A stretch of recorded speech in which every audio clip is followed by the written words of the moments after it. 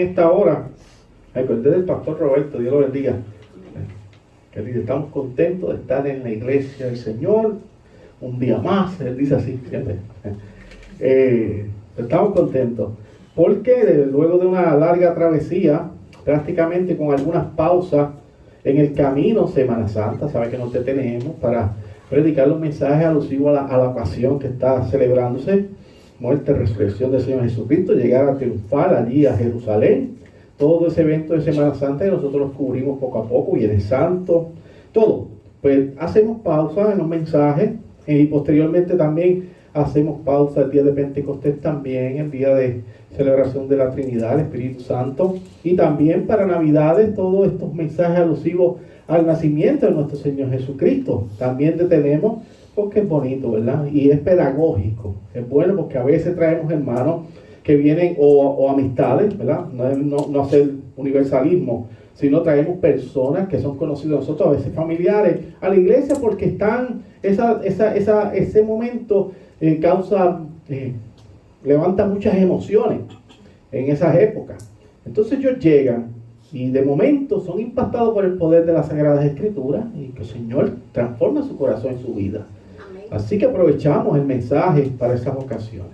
Luego de todas esas pausas que hicimos, que comenzamos el 21 de enero del 2024 con la Carta de Santiago. Cada vez que nos metemos en un libro, una carta, claro, la predicación es positiva por versículo a versículo, es monumental, Estás todo el tiempo ahí, en ese contexto, estás en esa historia, estás hablando con Santiago, estás mirando a quién Santiago le escribe, qué tipo de gobierno había en aquella época de Santiago, cuáles eran los problemas que tenía Santiago, cuál era la persecución que existía en la iglesia en aquel tiempo, qué estaba pasando toda la historia alrededor del mundo en el momento que Santiago escribe esta carta, como un todo. Tenemos que estar ahí. Pues luego de todo ese tiempo llegamos al último de los mensajes de la carta de Santiago. No quiere decir que volvamos de nuevo en el año, en alguna ocasión, a utilizar algún texto para una predicación, pero sí hoy estamos en los últimos 2 versículos de la carta de Santiago, el 19 y el 20 del capítulo 5 de Santiago. Este es el mensaje número 33, ¿verdad? Providencialmente ahí con la edad de nuestro Señor Jesucristo. Santiago 5, 19 al 20, y lleva por título Oveja Descarriada. Estaba buscando un título, algunos de nuestros pastores no colocan título, a mí me gusta, y me pareció interesante, Oveja Descarriada. Bueno, vamos con nuestro mensaje. Dice así, Santiago capítulo 5, versículos 19 al 20.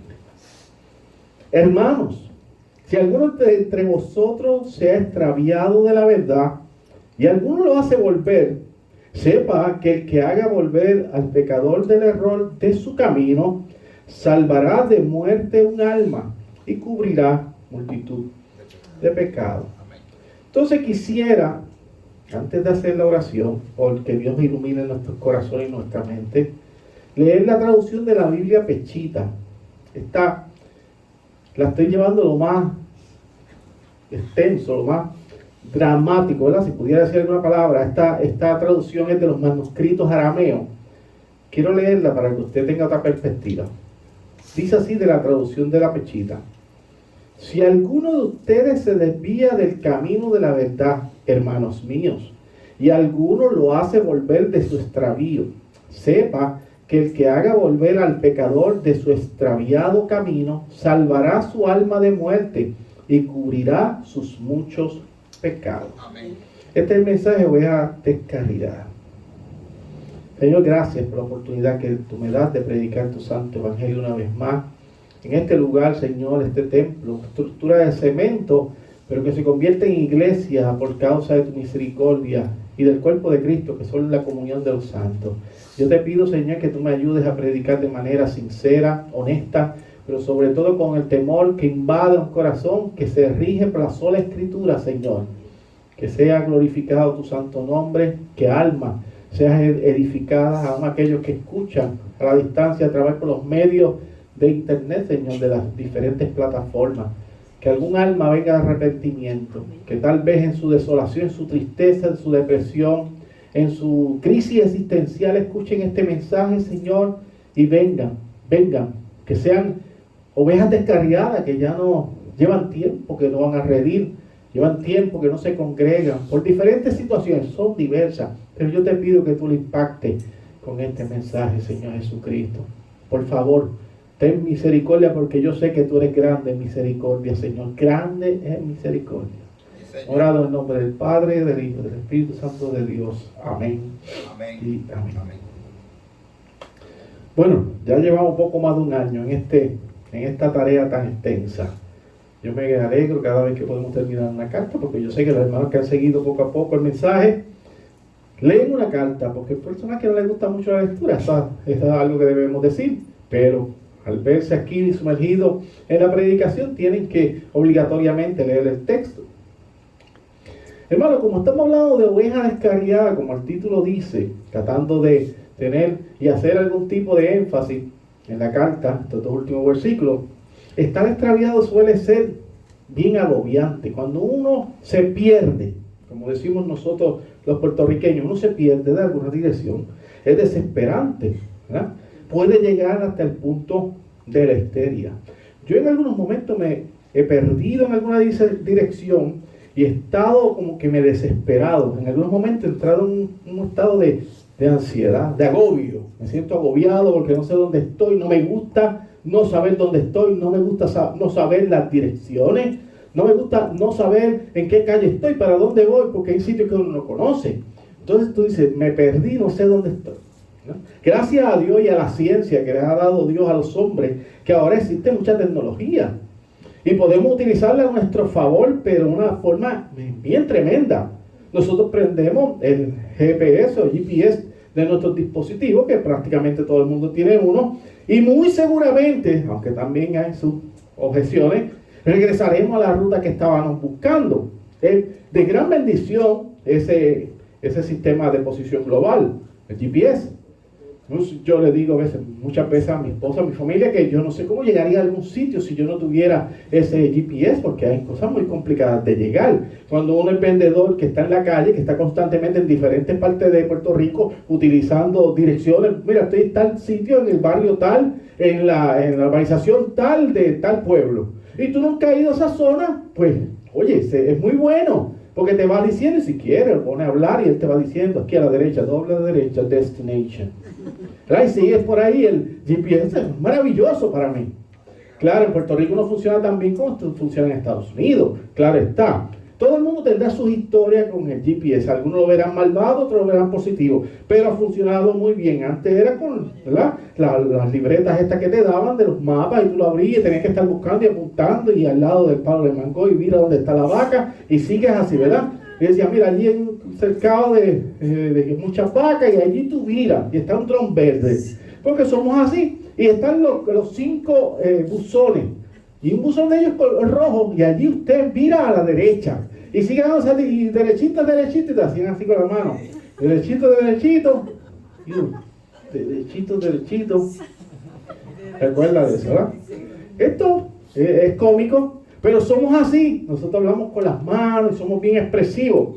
Pero ahora está la cosa mucho más tranquila, porque el GPS ayuda muchísimo, ya que deseamos llegar a esa dirección en particular, pero esto es cuando queremos llegar a esa dirección, pero cuando no queremos llegar ahí, ¿verdad?, a esa dirección, otro asunto.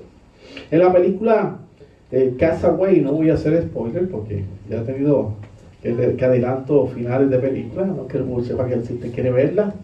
La película Castaway, que el protagonista es Tom Hanks. Por cierto, me gusta muchísimo la película. El protagonista es parte de un accidente aéreo que lo deja varado o náufrago en una isla muy pequeña. Aquellos que vieron la película saben de lo que yo estoy hablando. Él va, bueno, el tiempo pasa, va creciendo de la barba, está bien descuidado, rebaja un montón, está tostado del sol. Bueno, comienza a hablar con un balón de voleibol y le hace unos ojos, unas cosas, y allí se va a estar volviendo prácticamente loco. El hombre está solitario, ¿verdad?, porque Dios nos hizo para estar en comunidad, en comunidades. Por eso creemos que las personas tienen que llegar a la comunión de los santos, porque si no, uno comienza a comportarse de maneras extrañas. Él se queda confinado en esa isla. Él quiere regresar a su casa, claro está, pero no puede. Está varado. Esa historia es todo. Esta historia que nosotros estamos contando hoy de Santiago, estos dos últimos versículos, es todo lo contrario de cuando buscamos a alguien que aparentemente se ha perdido en un bosque, pero cuando por fin damos con la persona nos dice que no regresará con nosotros, ya que nunca estuvo perdido, sino que de su propia voluntad decidió alejarse de todo contacto humano. Eso es completamente distinto de la película de Tom Hanks, Castaway, que esta que yo estoy contando, y lo que cuenta Santiago es completamente distinto.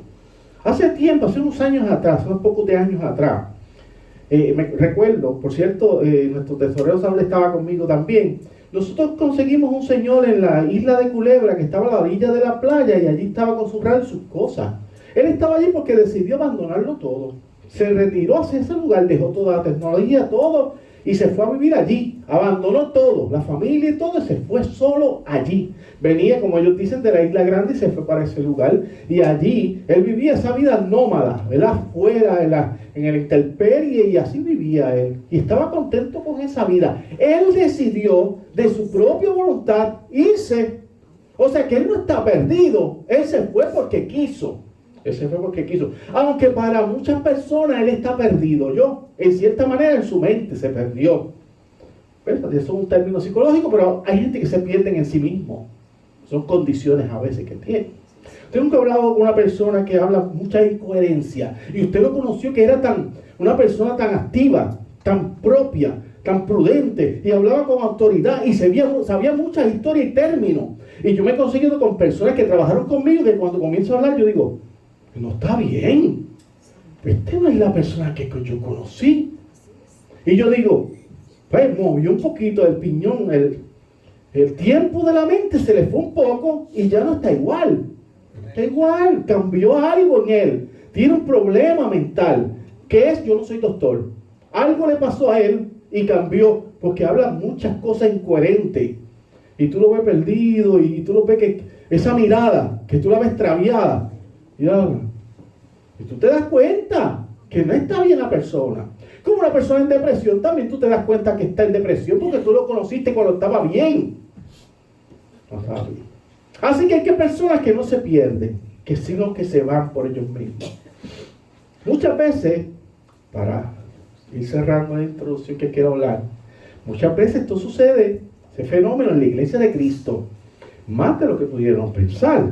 Verdaderos creyentes se alejan del redil, de la iglesia local, y eso pasa. En la iglesia que le diga que no ha sucedido eso, pues mienten, porque en algún momento alguien se va a ir. Repito, no quiere decir que no sea creyente, ni que no sea hijo. No, tenemos que tener cuidado porque nosotros somos muy rapiditos para hablar y juzgar y poner un sello. Yo lo he hecho en algunas ocasiones y está mal de cada uno de nosotros pasar juicio rápidamente porque tú no sabes qué está pasando o lo sabes muy probablemente. Así que en la iglesia de Cristo se van también. Y para vivir muchas veces vidas desordenadas o aisladas, llenos de rebeldía, las causas diversas. Una lucha intensa con el pecado y la tentación, desánimo y cansancio. Esto es muy recurrente, esta de cansancio, de desánimo, de que algo pasó y pues llega esto. Desconocimiento puede ser también. Porque uno cuando desconoce a Dios, mira, hay gente que dice porque el pastor lo dijo, o porque los líderes dijeron, y si es una secta. Usted no puede creer todo lo que yo voy diciendo, eso es lo que me fascina a mí de la iglesia presbiteriana ortodoxa. Nosotros es la sola escritura, es la escritura. No, yo puedo decir cualquier cosa, yo soy un ser humano, un hombre, pecador igual que ustedes, y que puedo volverme loco en algún momento. Y ustedes se van dando cuenta, el pastor no está bien. Y me reúne en consistorio. Y puede ser que tenga un problema y me tengan que retirar un tiempo porque yo soy un ser humano. Así que usted tiene que dejarse llevar de la sola escritura.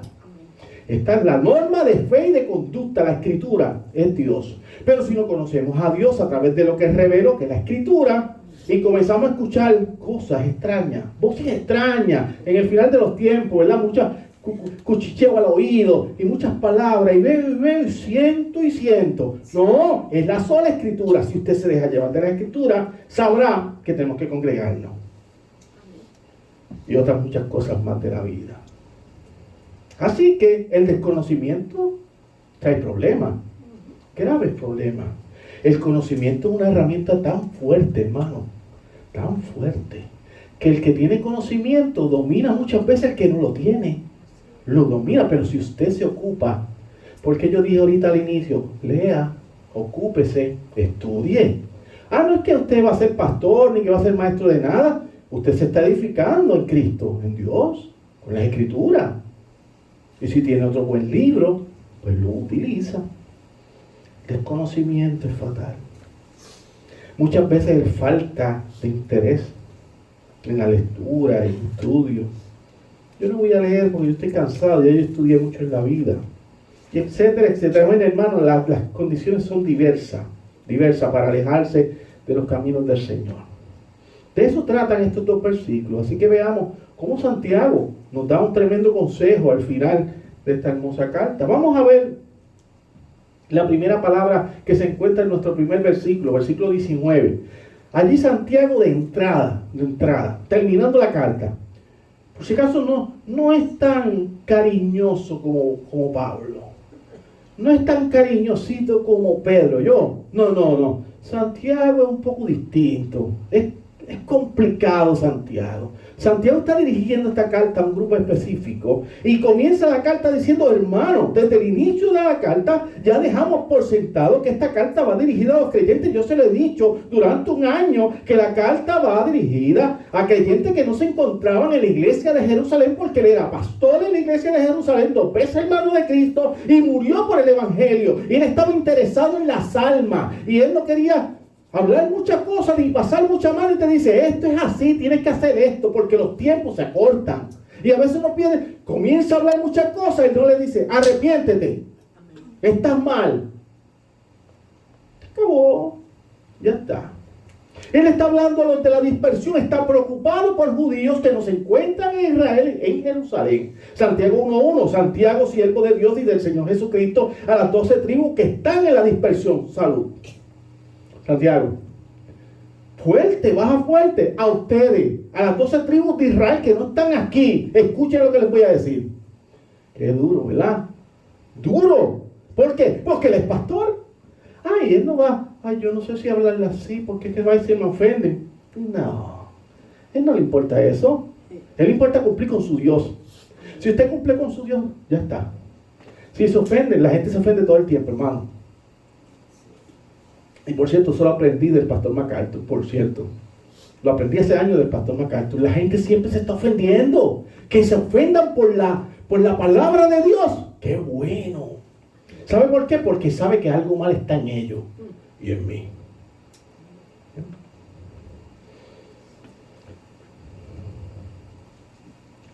En la traducción de la Biblia Pesquita, como usted escuchó ahorita, dice, en vez de hermanos, dice hermanos míos. Es la traducción de eso, en el arameo, ¿verdad? Del arameo al español, dice hermanos míos. Esa es la traducción un poquito más cálida, que decir solamente hermanos míos es como más cariñoso, ¿verdad? La traducción, hermanos míos, que hermanos solamente. Después de que Santiago escribe hermanos o hermanos míos, para continuar afirmando que está hablando con creyentes, continúa diciendo, si alguno de entre vosotros, si alguno de ustedes se ha extraviado de la verdad, dice Santiago, tampoco está pasando la mano, se da cuenta que está terminando la carta, le quedan pocas oraciones, pocas palabras, y está firme y duro. Y yo miro a Santiago, porque a veces nosotros los líderes, cuando no nos atrevemos a decirle algo, no debemos ser líderes, porque el líder tiene que confrontar. Es como los padres que le tienen miedo a decir al niño que está mal, no, porque va y después no come, que no coma. ¿Quién tiene que poner respeto en su hogar? Usted es el que paga el techo, usted es el que paga la luz, el agua, está bajo su techo y está bajo su responsabilidad. Nosotros creemos fielmente la familia, pero la familia tiene una cabeza. Con los padres. Yo he escuchado niños dando la instrucción a los padres.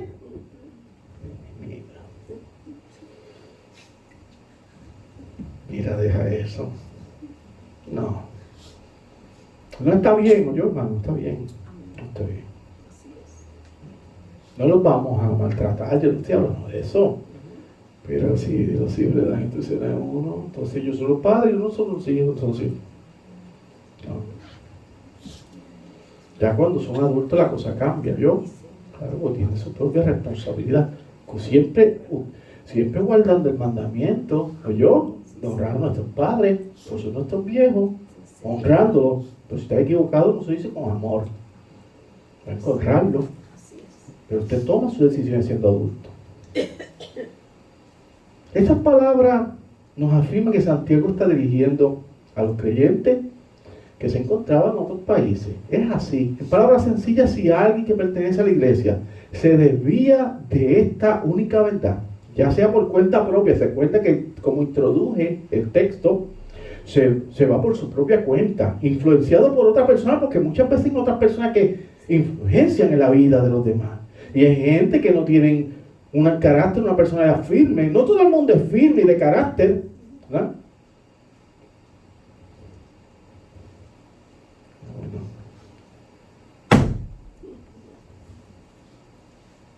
Voy a contar esto otra vez.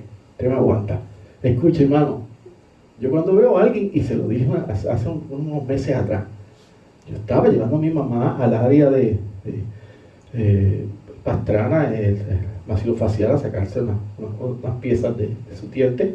Y entonces había una persona allí que cuando yo me quedé solo con esa persona, ellos estaban hablando de los tickets, de la policía y todo eso. Cuando me vinieron a hablar, y él se dirigió a David, no, porque la policía me dijo, no lo conozco, pues, estaban conversando. Y me dijo, porque la policía, yo le dije, espera, le dije, espera. Y como que se quedó así, y yo dije, te voy a pedir por favor, así, tranquilo, humildemente, por favor, no hables mal de la policía, porque yo soy oficial retirado de corrección y mi hermano es oficial retirado de la policía de Puerto Rico. No me gusta. Entonces puedes decir, hablar algo de sus madres y me vas a ofender. Porque cuando tú menciones la madre de los policías retirados de la policía, vas a mencionar a mi mamá. Amén. Y no quiero yo no lo conozco a usted. Se quedó. Dice Pablo, para que la cara le arda de vergüenza. Y yo di con un stop, di un testimonio allí que salí con mi corazón hinchado en fe, porque el hombre se dio cuenta que yo no era un charlatán ni nada de eso, que yo no quería tener problemas con esa persona. Pero antes de que sucediera el problema lo detuve. Si no tengo carácter me quedo. Sí, es verdad. Hay gente que dice, sí es verdad, a una cosa que está mal. Y me dice, no, yo creo que las mujeres deben determinar lo que quieran con su cuerpo y hacerse el aborto a los meses que pues, son unos asesinos. Lo que está mal. Cree lo que tú quieras, son asesinos. Así. Pero usted es lo que usted diga. No, entonces lo que tú digas es. Ya está. Pastor, eso es muy fuerte. Sí, porque me están bajando fuerte, yo bajo fuerte con lo que yo creo. No matarás.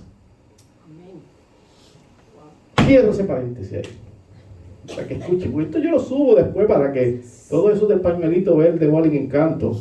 Sí, para que aprendan que las minorías no controlan las mayorías.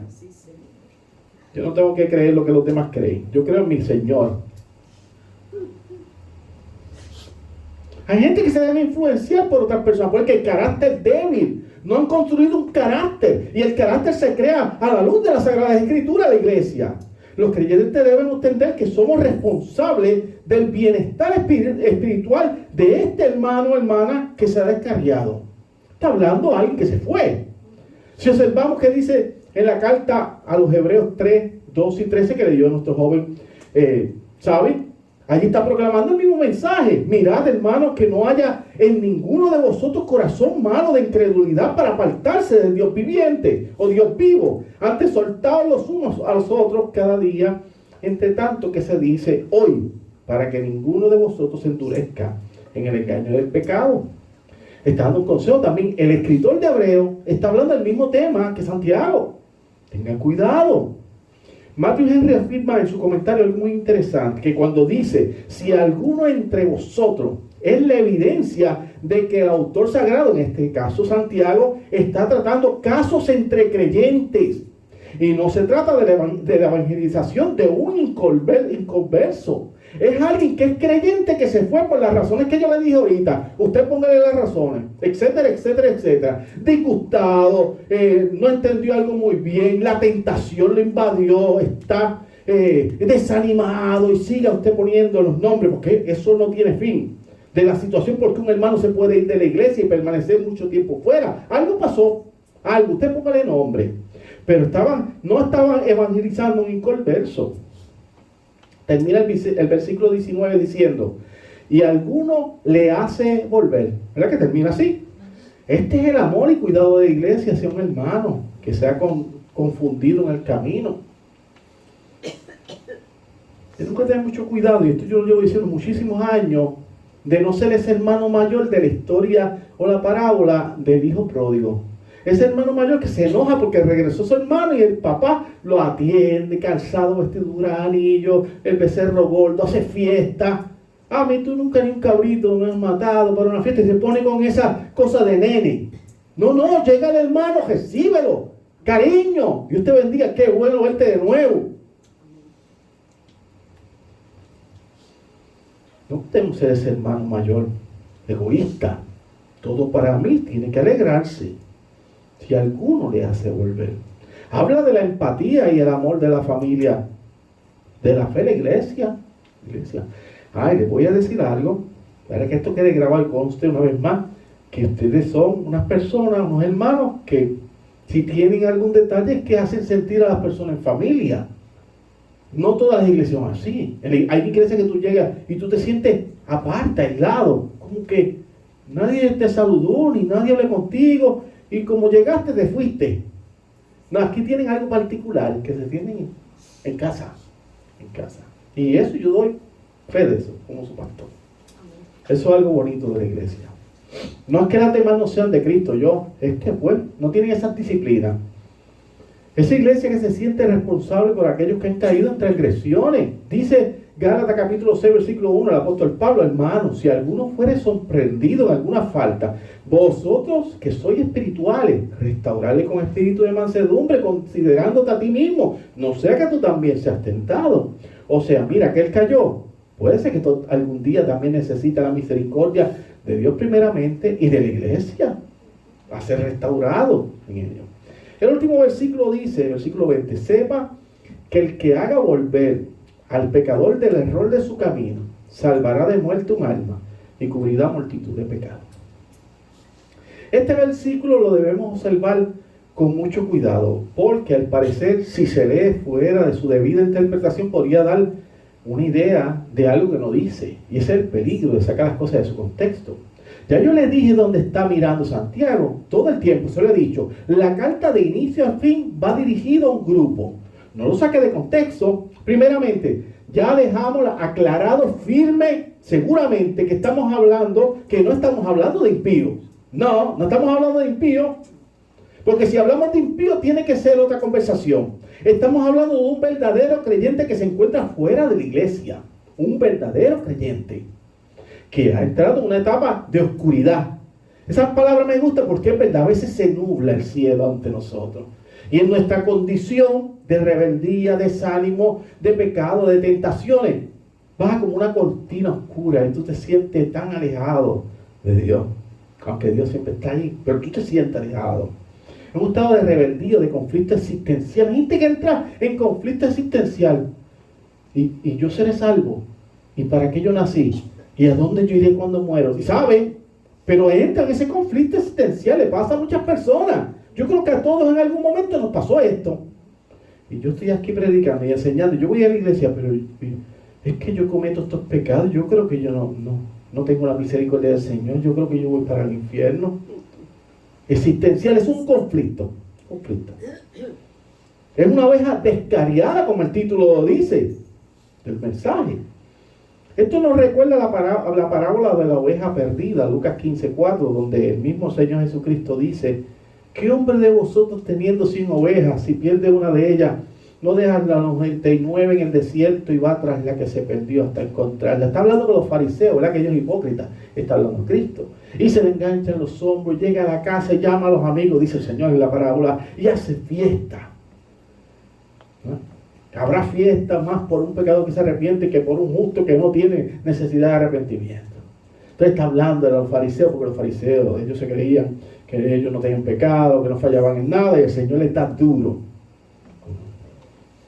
Está pensando en esa oveja, porque no habla de un impío, está hablando de la oveja.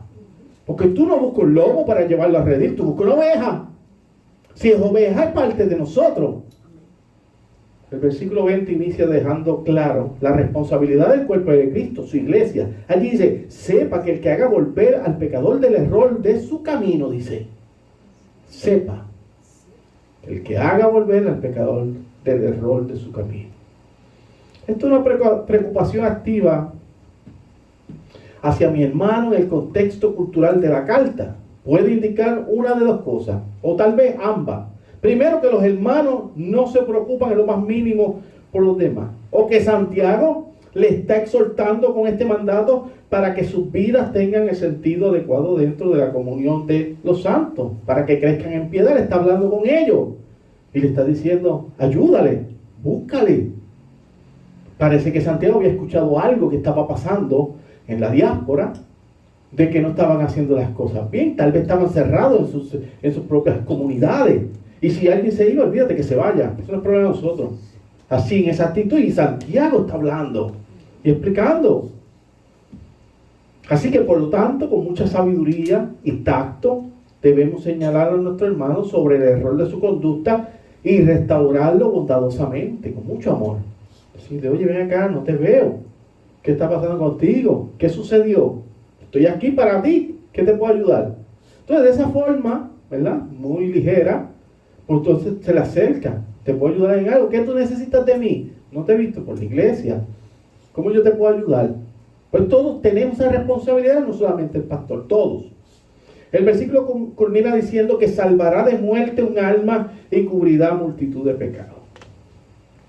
Salvar a través del evangelio de la predicación, no quiere decir, esto no quiere decir, es salvar a través del evangelio de la predicación, no quiere decir que fuimos nosotros los que transformamos el corazón de la persona, no somos nosotros que transformamos el corazón, no tenemos el poder. Nosotros, ¿verdad? No solamente hacemos reflexionar, sino que fuimos los mensajeros de un mensaje alto y sublime, que no es de nosotros, sino del que nos envió. Ese mensaje es el que transforma, que cambia.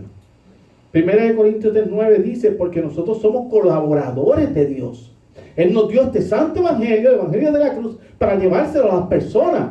Pero ni usted es el Espíritu de Dios, somos Dios, somos Cristo, solamente siervos de Él que llevamos el mensaje, y Él a través de la obra del Espíritu Santo trabaja en el corazón de la persona. Predicamos.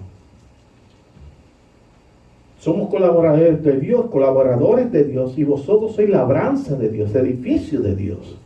Recuerde que la iglesia dice, las cartas, que son columna y baluarte de la verdad. Se nos dio ese privilegio, que los ángeles nos miran a nosotros, que tenemos esa gran bendición de predicar las verdades de Dios. Esta última declaración no debe tomarse de forma literal, ya que el hombre es incapaz de cubrir pecados. Ningún pecado te cubre de ninguna forma. No es cierto. Las escrituras enseñan que no es el hombre, sino Dios que tiene la autoridad de perdonar, no es nadie más, es Dios. Dios es el que perdona. Así que eso no va por la zona que algunas personas quieren que vaya. Dios perdona al pecador en base al sacrificio de Cristo. Sacrificio de Cristo, no es de nosotros, no es de nosotros. Sin embargo, en este último versículo, Santiago no se refiere a la obra meritoria de Jesús, sino al misericordioso acto por el cual Dios perdona a los pecadores. Su intención es demostrar que los cristianos perdonamos, que debemos trabajar juntos por el bienestar de la iglesia. Es un perdón que tú le das a ese hermano, tú te le acercas y hizo algo contra ti, tú perdonas, porque tenemos que perdonar. Pero no es un perdón de salvífico en el caso de nosotros. Un perdón que Dios nos manda a hacer, a practicar. Concluyo con esto, hermano. Lo que todo el Nuevo Testamento enseña es que la seguridad eterna es siempre una certeza, no puede haber confusión aquí. Usted tiene que estar con seguridad de su posición en Dios. de su salvación, de lo que Cristo ha hecho por usted. Usted no puede tener dudas con esto, porque usted no fue el que pagó ni yo. El que pagó es eterno, excelso, es Dios mismo. Pues como no fue usted, la garantía está hecha una vez para siempre. Usted se sostiene de Él y Él lo sostiene a usted. Nada más. Nada más. ¿Cómo llevamos la vida cristiana? Oye, pues claro, a ver nuestros momentos malos, nuestros días mejores, pero su posición sigue exacta. Él lo ha hecho justo delante de Dios. Cuando usted confía en Cristo como Salvador y Señor para cubrir sus pecados y hacerlo justo ante Dios, usted es adoptado en la familia de la fe. Es adoptado y es su hijo para siempre. La madre tiene el hijo y es su hijo para siempre. Para siempre. Para siempre. Esa es una certeza de la que las Sagradas Escrituras dan testimonio de manera consistente. No hay falla aquí. Desde tapa a tapa, usted es hijo de Dios. Ya está. Eso no lo cambia nadie. El que quiere decir lo contrario no tiene base. La iglesia es uno de los medios. Solamente la iglesia es uno de los medios ordenados por el Señor para mantenernos fieles. ¿Por qué? Porque nos edificamos unos a otros.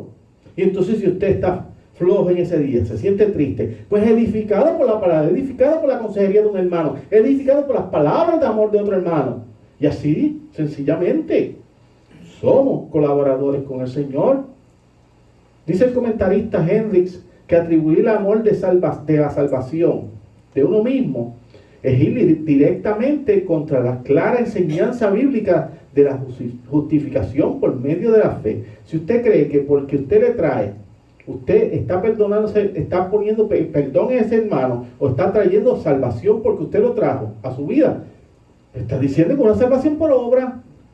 Entonces el sacrificio de Cristo, ¿qué pasó? Y no malinterprete mis palabras. El que es salvo da fruto y tiene que hacer obra porque es salvo. Entonces un árbol bueno pues florece y da fruto, pero porque ya es salvo. Pero no al contrario, no estás comprando tu salvación por las obras. No, tengo que hacer tanto y apunta y apunta y apunta para yo obtener eso. No es así, no es al contrario. No, es la consecuencia de ser salvo. Hay una consecuencia. Si tú eres verdaderamente salvo, da fruto. No al contrario. Si es al contrario, se pierde toda la escritura. Y si se va profundo, el sacrificio de Cristo fue innecesario. Bueno, porque entonces cada quien a través de obra pues se salvaba y no necesitaba la cruz de Cristo para nada. Entender esta parte del versículo fuera de contexto provoca indirectamente una salvación, como les dije, por causa de las obras. Eso sería el grave error, entonces. Porque entonces usted confiaría en usted mismo. ¿Y sabe algo? Si yo confío en mí mismo, me voy a perder. Porque yo le fallo al Señor todos los días de mi vida. Usted dice, yo tengo que arrepentirme, y es verdad. Se tiene que arrepentir. Porque Cristo pagó por nosotros y el arrepentimiento es un acto de salvación. Usted tiene que ir de santidad progresiva, tiene que ir progresando en su santidad y tiene que pedir perdón por sus pecados y progresa en santidad, pero no lo ha hecho justo delante de Dios. El que lo hizo justo delante de Dios fue Cristo. Son dos cosas completamente distintas que están unidas. ¿Cómo lo explico? No sé, no me puedo explicar. ¿Cómo se explica? No se sabe. Usted es justo por Cristo, pero la santidad usted tiene que trabajar en ella. No tengo que hacer nada. Sí tiene que hacer, porque entonces eso sería otra herejía. Como soy salvo no tengo que hacer nada. Disparate. Sí tiene que trabajar y tiene que obrar en la fe. Amén. Bueno, hermano, hasta ahí la carta. Ya, gracias al Señor, hemos culminado con la carta de Santiago. Espero en el Señor Jesucristo que haya sido de edificación a través de todos estos temas que hemos tocado. Temas fuertes, sí. Sé que ustedes muchas veces salieron con la cara cuadrada, que no me miraban mucho, pero hay que leer todo el consejo de Dios, como dice el apóstol Pablo, que él habló todo el consejo de Dios. Así que en medio de todos estos 5 capítulos hemos recibido también amonestaciones duras, pero también hemos ido creciendo en la doctrina y en la fe.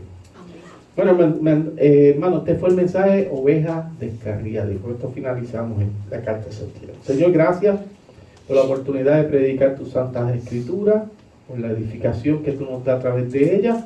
Te agradecemos, Señor, que tu nombre sea exaltado, crecimiento a cada uno de nosotros. Morado en el nombre del Señor Jesucristo. Amén. Bueno, hermano, agradecemos al